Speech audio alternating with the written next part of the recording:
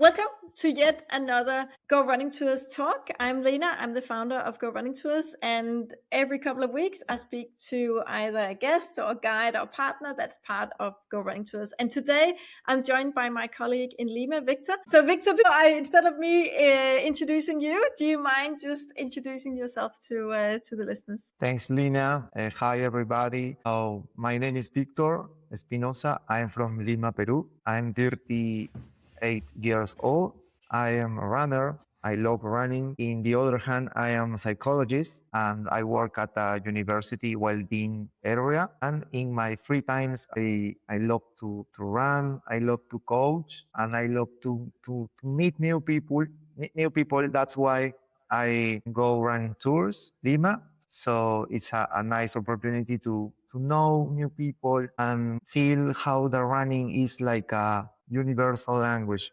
It's about another people that share with you the same feeling, the same emotions about to run, to improve, to run and train for marathons, and it's fun. Yeah, I fully agree that there's a totally unique connection when you meet with people from around the world that come to your city and you run with them.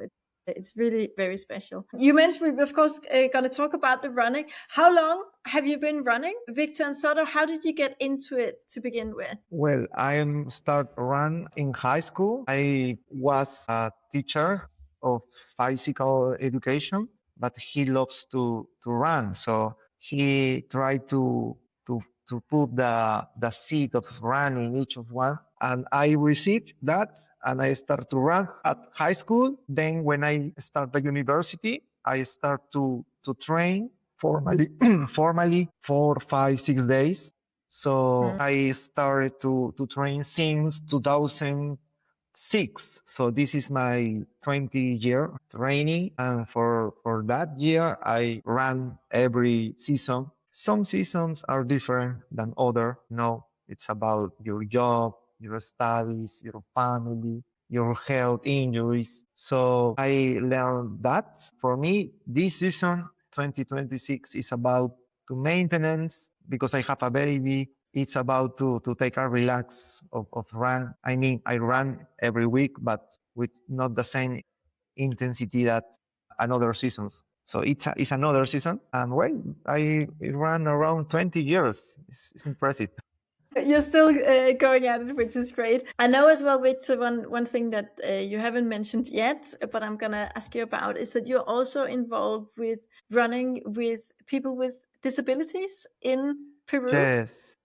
I am in charge of a association that called Yo Soy Sus Ojos. It's like I am their eyes. It's about help with people with visual impairment. Well, disability in general, because we have also athletes with some autism, Down syndrome, and other disabilities. It's like a space to open doors for everybody that needs, because it's sad, because when you hear the stories, it's about, oh, I knocked the door of a gym, of a school, of a running club, and they say, oh, sorry, no, we can't, you can't. But at that space, we try to involve them, feel like a family, train and help them to grow in track and field, in running, and have dreams to complete a half marathon, a full marathon, then to complete a marathon abroad in another country. It's nice. It's nice. Thanks for saying. Of course. And how did you get involved in with this? Well, it was on 2007, I think. I was a volunteer in a public library. So that public library has a room for people for blind people, because they need another kind of books.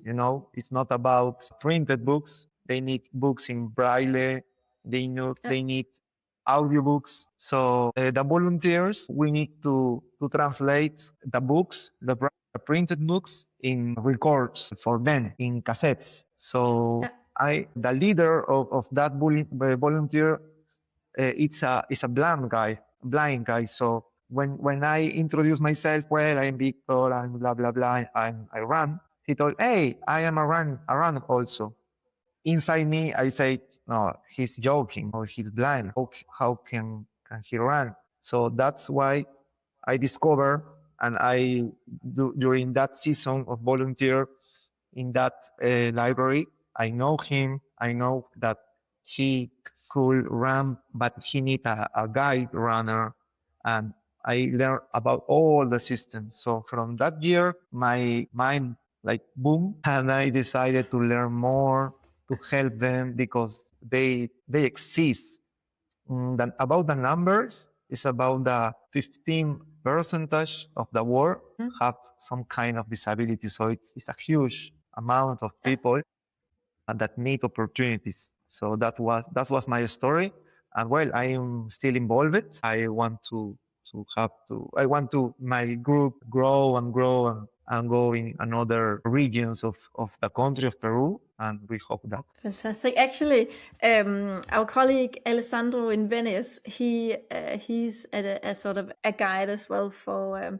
He also Nice. guides visually impaired people. So actually, if you're looking for somewhere to bring your group outside South Yes. America, then Venice, you would be warmly welcome with someone with a little bit of experience as well. And actually, I would recommend anyone watching or listening to this to check out Victor's Instagram profile. There's great pictures of you running Yes. with people. I think one of the ones that really struck me was you ran a marathon with a visually impaired person, which just looked incredible.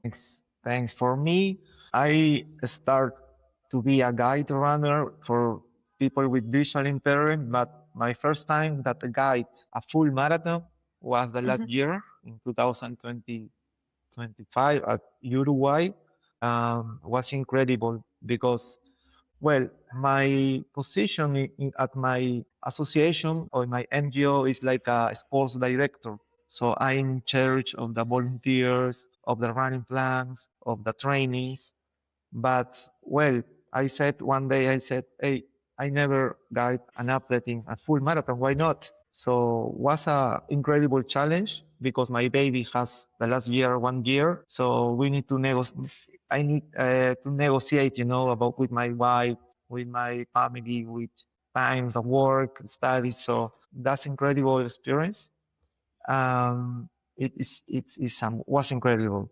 Thanks Yeah, to say that. absolutely. Right. Well, then going back to your running, Victor, over the 20 years that you've been running, is there one sort of running memory that stands out as the absolute number one memory you have from running? Well, I have a lot of events. It's not about records. So when you have a lot of years, it's fun because I have athletes in my school. I have athletes in my running club and people that write me and said, hey, help me, no, with the training. But people in the third years of run, they want to break records. But when you have a lot of years running, it's not about the PR of the records on the medals. It's about the moments, as you said, when you connect, And for me, I have a lot of moments, but I think that the most could be when I was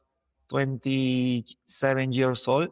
I decided to run the highest marathon in the world that is in Peru. The highest marathon is in Peru in a region that called Pasco and was crazy because it's to about to run at 2 degrees of temperature. It's a very high altitude. It's around 4,300 meters above the sea. Jesus Christ.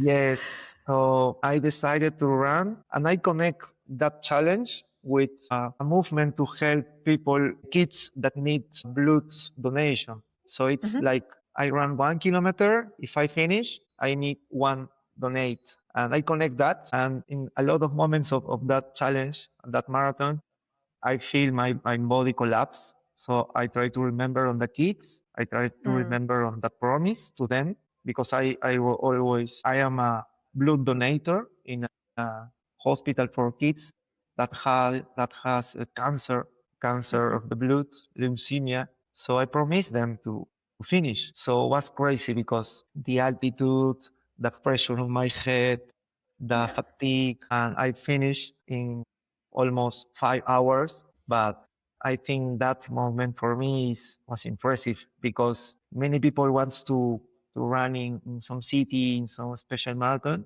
but my intention was to run for a reason, and in the other hand, show to my circle, show to my friends that in Peru we have the highest marathon. And usually I think it's like, hey, you are Peruvian, you need to promote this event, promote and run, and that's why. Fantastic. I think it's a really fast time, 5 hours running a marathon at that elevation. I think it's crazy fast. Well, I was younger, like 10 years ago. So when you are young, you have energy, you want to eat the world. Well, I train for that, train a lot. Well, that's why that was fast. Yeah. All right.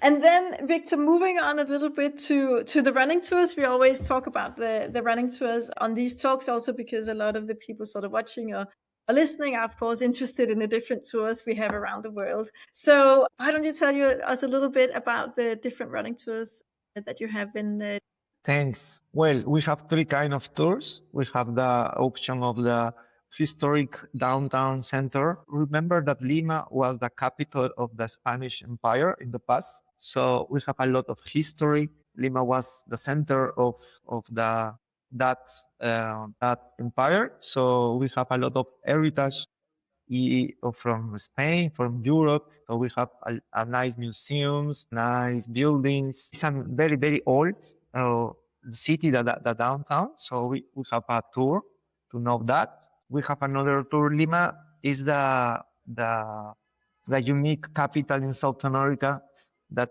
the capital has open to the ocean, to the beaches. So we have a tour beside the ocean walk, and it's nice because you will feel the sea breeze. You will feel it's a nice feeling. And well, we have another tour around that mix that city, the waterfront.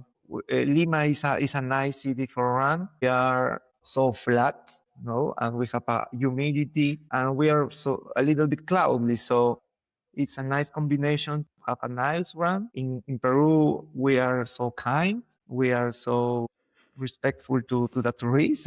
So come to know we have a wonderful in Peru that it's Machu Picchu. So I know that many people comes to know that wonderful. We have a nice option. Obviously, it depends of the tourist, of the guest, it depends. It has some training plan.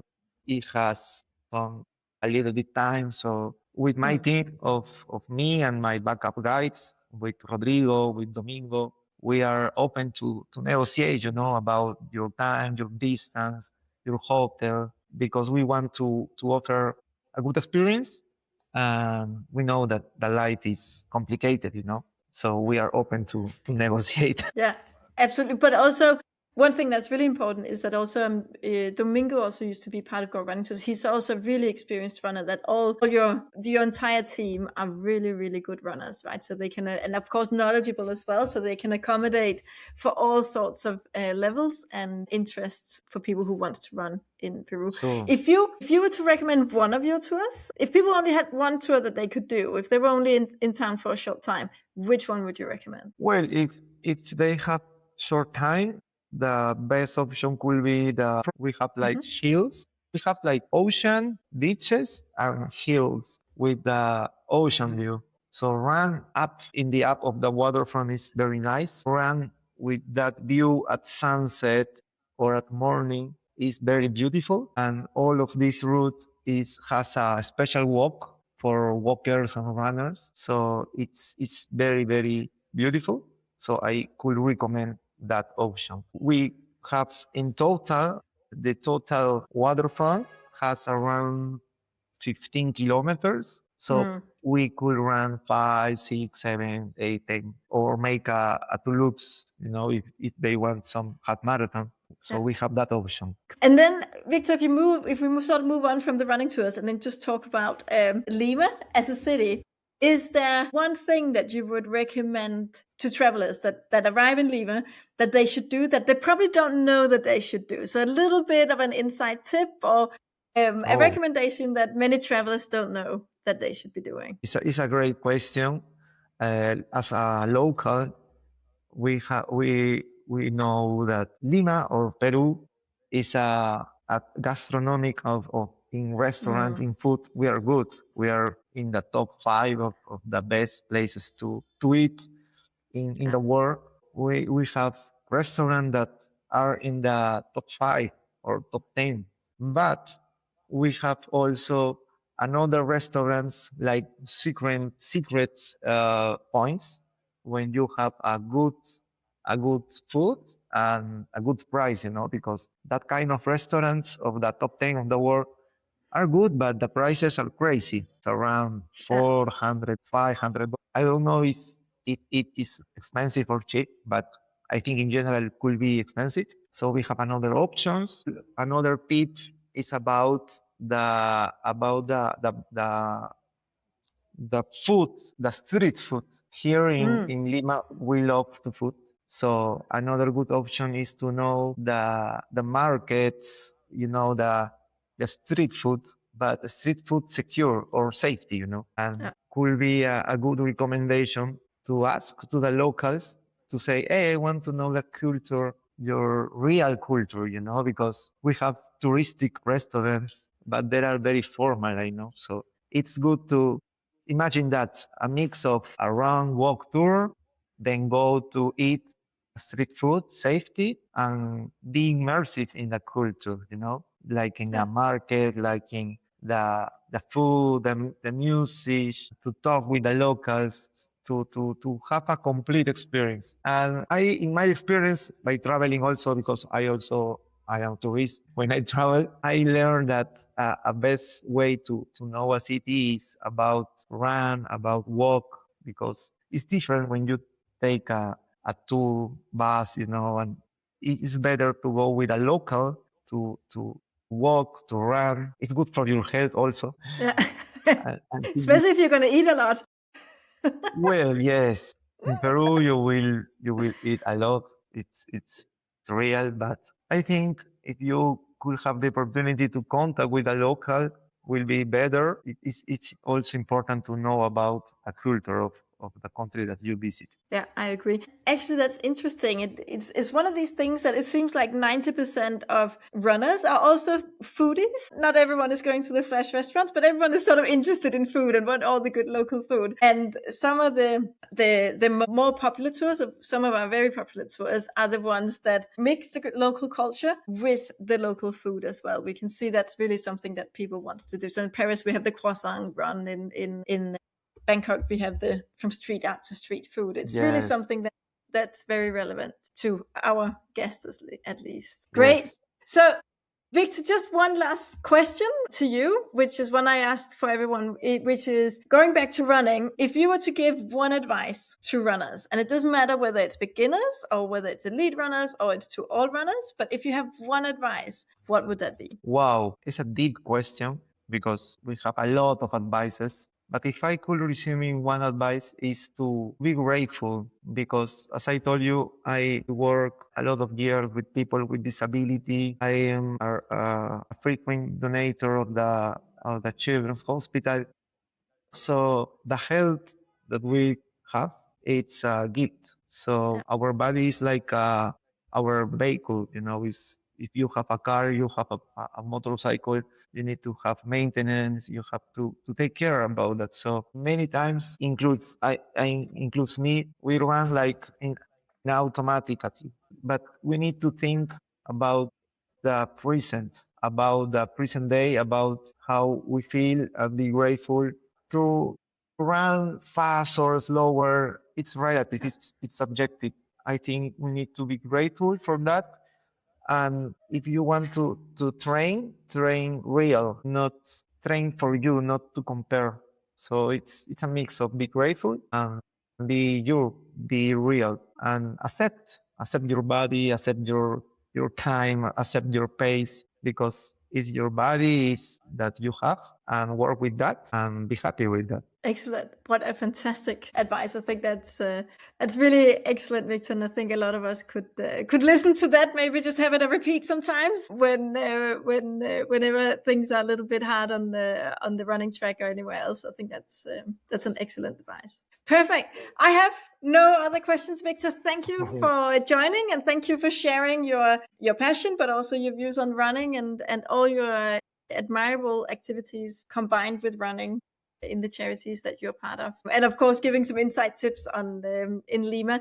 And most of all, thank you for also being part of Go Running Tours and be my colleague. So thanks a lot, Victor, for joining. No, thanks to you for the invitation. Thanks for this space. I think everybody has something to teach. We every day learn some. I hope this interview will be useful for someone that heard. And thanks for this opportunity of Go Running Tours. It's a nice way to mix. When I say it's not a job, it's like a well, it's a job, but it's it's like the meaning. It It's doesn't feel it's like it. about to yes. So thanks for that to open the door to connect people, to connect companies. People has many successful for you, for all your team, and for all our colleagues in the world. Thanks for that.